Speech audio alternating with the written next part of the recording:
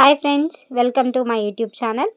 ఇవాళ మనం మన చుట్టూ ఉన్న జంతువుల గురించి తెలుసుకుందాం. సో మనమందరం ఏపీడిఎస్సికి ప్రిపేర్ అవుతూ ఉన్నాం కదా. సో వాటిలో కొన్ని అంటే థర్డ్ క్లాస్కి సంబంధించి నేను కన్సిస్టెన్సీగా పోస్ట్ చేస్తూ ఉన్నానండి.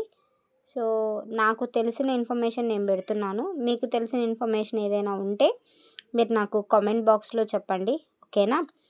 ఇవాళ మనం తెలుసుకోబోతున్నాం మన చుట్టూ ఉన్న జంతువులు. మనతో పాటు కొన్ని జంతువులు, పక్షులు కూడా నివసిస్తూ ఉంటాయి.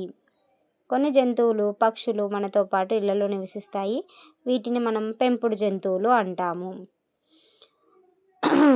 కొన్ని జంతువులు మనకి మాంసము, పాలు, గ్రుడ్లు మొదలైన ఆహార పదార్థాలు ఇస్తాయి.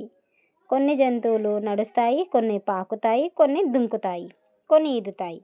నేల మీద నివసించే జంతువులని భూచర జీవులు అంటారు.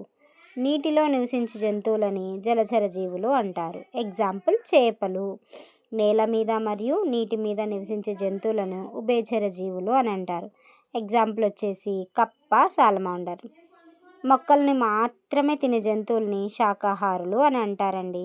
జంతువుల మాంసాన్ని తినే జంతువులని మాంసాహారులు అని అంటారు.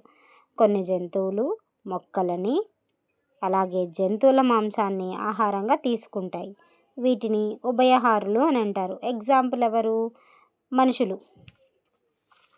అలానే ఇంకొన్ని ఫ్రూట్స్ని మాత్రమే తింటాయన్నమాట. వాటిని ఫ్రూగివోర్స్ అంటారండి. అలానే రాబందు, కాకి, నక్క చనిపోయిన, కుళ్ళిపోయిన జంతు కళేబరాన్ని తింటాయి. వీటిని సహజ పారిశుద్ధ్య కార్మికులు అంటారు. అలానే మష్రూమ్స్ కూడా వస్తాయండి. అదేనండి పుట్టగొడుగులు. కీటకాలు పూలలోని మకరందాన్ని అలాగే చెట్ల కాండంలోని రసాల్ని పీల్చుకుంటాయి. జంతువులు ఇతరుల్ని హెచ్చరించడానికి, తమ నివాస ప్రాంతాల్లోకి రాకుండా ఉండడానికి కొన్ని ధ్వనులు చేస్తూ ఉంటాయి.